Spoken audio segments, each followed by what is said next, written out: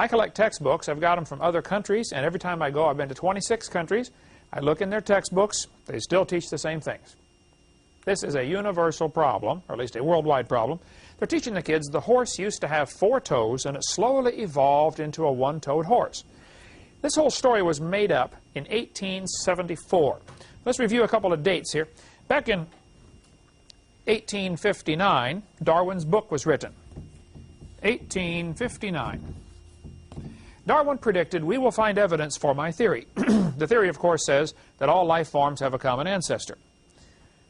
He said this in 1859, and most scientists at this time rejected it. They said, this is a stupid idea, this is a dumb theory.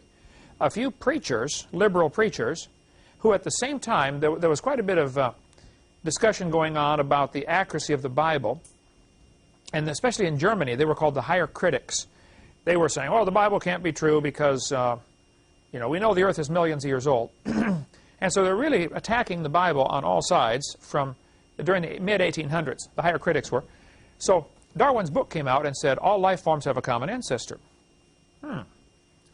They said, and Darwin said in his book, we should find evidence for my theory. Over the next 15 or 20 years, a lot of people began to manufacture evidence. What's one of the ones we talked about in the last class about one of the things they document, in the last CSE 102, things 1869, a professor made up some evidence and it was later proven wrong. Who remembers that one? He said, we can prove all animals have a common ancestor because as they're developing inside the mother, they have gill slits. Ernst Haeckel, correct. Made that up in 1869.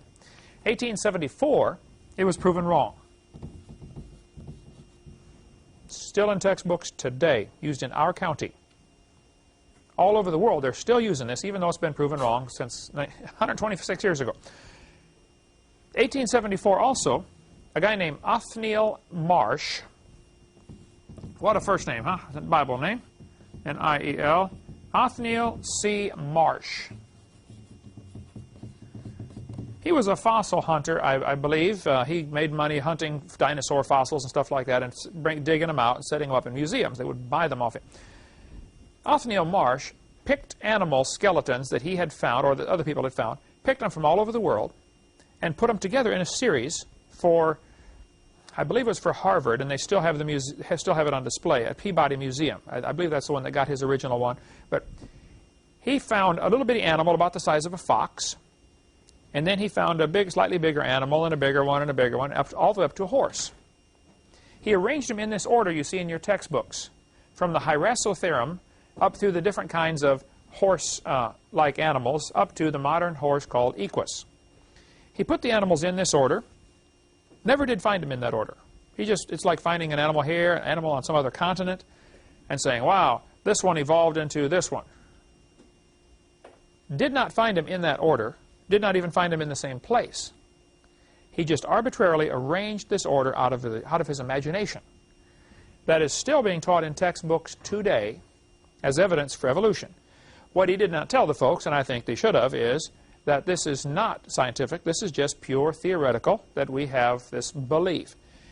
It's interesting to note, the so-called ancient horse, it's a meat-eating animal, has sharp teeth, where horses do not have sharp teeth. This little bitty animal has 18 pairs of ribs. The next one in his series has only 15 pairs of ribs. Now, what would cause an animal to lose? See, when you lose a complete set of ribs, you also lose the backbone that they attach to. You'd have to change the nerve system. You have to change the muscular system. You have to change the blood, the circulatory system. It's a major change. If I wanted you to change your car from running on 4 wheels to running on 3 wheels, what all would you have to change? A lot of stuff, right? The braking system, the steering system, the balance of the car. I mean, it's a major overhaul. And yet they're teaching this stuff, not only that it happened, but that it happened by chance. It wasn't designed, it just happened. Then the next so-called ancient horse had 19 pairs of ribs. So now you have another major serious problem. How are you going to get all this new nervous system, new muscular system? How's this animal going to survive? What about coordination? What about reproduction? Who's this 19-paired rib horse going to mate with you got to have a male and a female evolve at the same time, in the same place. It's a big world, you know. And they got to find each other. You have a real serious problem. Now, I don't care if somebody wants to believe this, but that's not science, that's religion. Then it goes back to 18 pairs of ribs for the modern horse today. So, it's just baloney. But it's every textbook I've seen in countries around the world. Here's a textbook from Ireland telling the kids we've got evidence from evolution. The problem is this whole thing was proven wrong in 1950. Now, it never was true. But back in 1950, a major evolutionist named G.G. Simpson said, hey, folks, it's not true. Anybody that studies horses will tell you there's a large variety of horses alive right now.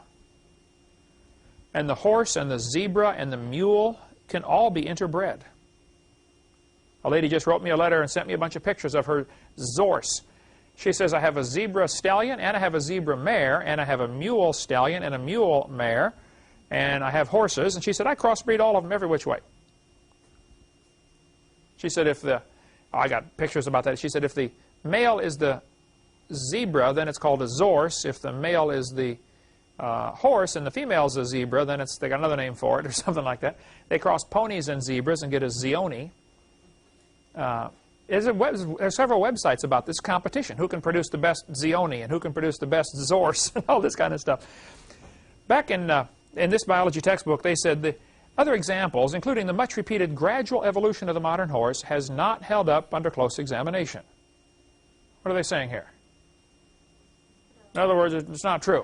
All right? 1950, G.G. Simpson, George Gaylord Simpson, who was a strong believer and a proponent of evolution, he wrote an article in Scientific Monthly, 1950, October, that said many examples commonly cited, such as the evolution of the horse family or of saber-toothed tigers, can be readily shown to have been unintentionally falsified. In other words, it's not true.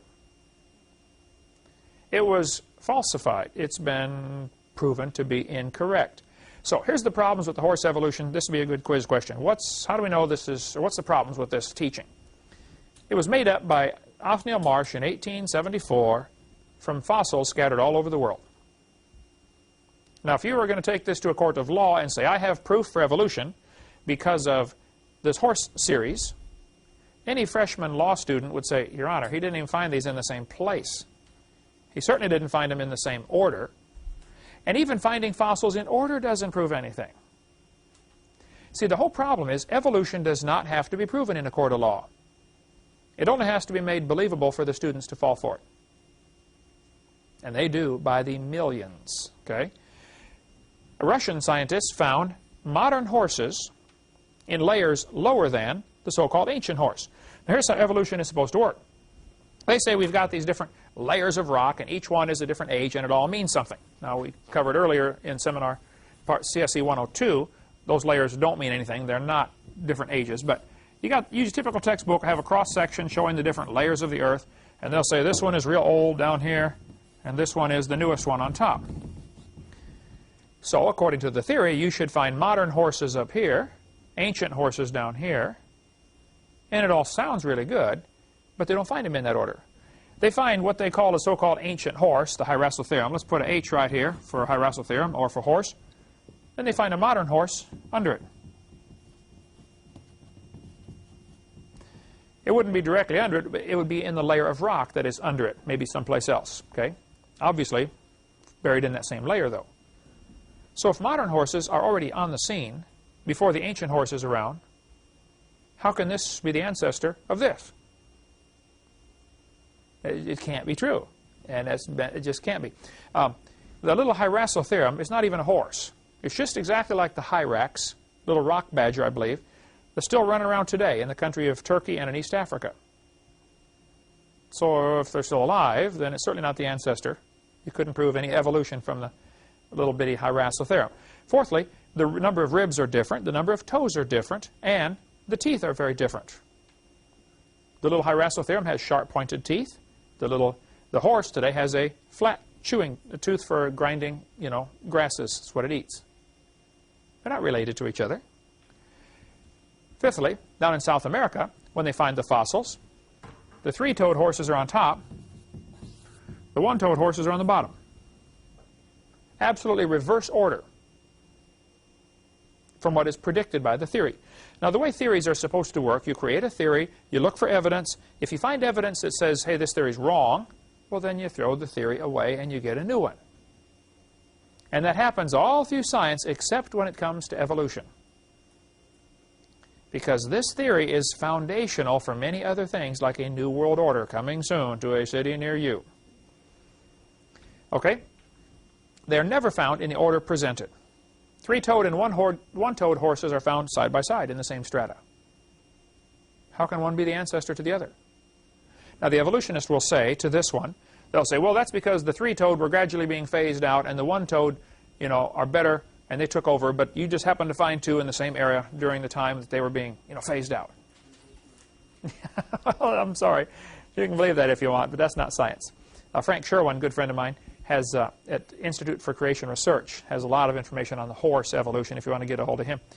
And there's in the book Noah to Abram, The Turbulent Years, which we offer through our ministry. It's a really good one that has a section on this horse evolution, which has been proven wrong some time ago. One man named Dan Hicks in Tulsa, Oklahoma, kept after the Tulsa Zoo, saying, why do you have this thing on display? It's been proven wrong years ago. I've got all the letters that Dan sent to the zoo, and the zoo sent back to him. When he wrote to the zoo director and said, why don't you take this display down? It's not true. Okay? The director of the zoo wrote back and said, we don't have the funding to remove it. I've got the letters in my file. How much funding does it take to remove a display? I mean, I'll go do it for him in 10 minutes, okay? Give me a screwdriver and a hammer, we'll get it out of there. It's not a problem. So Dan had to get 2,000 signatures. He took up a petition. 2,000 people signed the petition saying, get this thing out of our zoo. Finally, they took it out. Now, if they had had a display in the zoo, like a Christmas scene representing Christ in the manger, one signature would have gotten it out, right? One person would complain about singing some Christmas song in a public school, and they'll take it out. Here you get 2,000 people complain before they finally, reluctantly, remove the display. But I was up at Peabody Museum. I've been there many times. Every time I go to the Connecticut area, I stop in the Peabody just to keep my blood boiling, because they still have the horse evolution on display there. New Haven, Connecticut, yeah. Did I say? I said Connecticut, right? When I get it? Boston. Okay, yeah, it's in Connecticut, yeah. When I stood there by that display, hundreds of kids came through. School group after school group. I mean, all day long, there's groups of parents and teachers bringing their kids through these museums. Never one word was said about this being wrong. Now, it's never been true, but it was demonstrated to be wrong 50 years ago. How many kids have been brainwashed by seeing this? See, the average student in school, he reads his textbook, and then he goes to a museum, and he sees this stuff on display, and he thinks, wow, it must be true, it's been proven. So, to try to get this stuff out of the textbooks, that's not trying to get the Bible in. I just want this out. I just spent the last half hour talking to one of the Arkansas representatives from the state of Arkansas in Little Rock. He's a representative there. He was at the seminar I did a couple of weeks ago in Springdale, Arkansas. He said, Brother Hovind, I'm a representative here in the House of Representatives, and you've got a bunch of Christians up here in the House and in the Senate that love your material, and we are going to write a law, try to pass a law that requires the Arkansas textbooks to be accurate, and we're going to say in the law, Arkansas will not provide funding for any books that contain the following information. Wow. About time. Every state ought to do that, you know. I said, you send me your textbooks, I'll go through them with a fine-tooth comb, and I'll tell you what needs to be removed. There's an excellent book, if you want all of the documentation on this type of stuff, written just 1999, Icons of Evolution. It's only available in hardback, so it's kind of expensive, but it is really tremendous. He goes through 15 different chapters, each chapter, one whole chapter about the horse evolution, one whole chapter about the gill slits, you know. If you want to document where things have been proven wrong, this guy has done a marvelous job. And I don't know if he's a creationist or an evolutionist. Doesn't matter. He's a researcher. Okay? You can get it through our ministry, through our bookstore out here. What they'll do, though, for the textbooks, they will arrange some animals in order, like this one. Shows, you know, the one bigger animal on top and a smaller animal on the bottom. Now, what's that do psychologically for the student who sees this? He thinks, wow, this is proof. Putting pictures on a page in a book is not evidence. It's evidence you have a good imagination. This is brainwashing, folks. First of all, they don't find animals in the order that they predict. And even if you do find an animal buried on top of another animal, that doesn't prove they're related. Doesn't prove anything. Look, if I get buried on top of a hamster, does that prove he's my grandpa? You don't need to be a rocket scientist to figure this out. It doesn't prove a thing. So just because you find fossil A here and fossil B here and fossil C here, so you found 3 bones in the dirt. That's all you found. You don't know any relationship. I've been doing years and years of research, though, on the evolution of the fork. Based on very, very fragmentary evidence I have found over the years, I've been able to piece together how forks evolved. I want you to know, folks, I put a lot of research into this, all non-taxpayer funded. This was just privately on a private grant from my wife. I was allowed to research the evolution of silverware. I believe after intensive research, I discovered, of course, many things that did not survive, mutants that, you know, weren't quite usable for some reason, and so they were thrown away. But I believe that knives probably came first. Very simple. Notice nice, neat, clean lines, not complicated at all. Slowly, over many millions of years, the knife evolved to a spoon. Great geological pressures would squeeze it and dish it out, made it wider. We just happened to get them that have the curved side on the right side to be useful to us.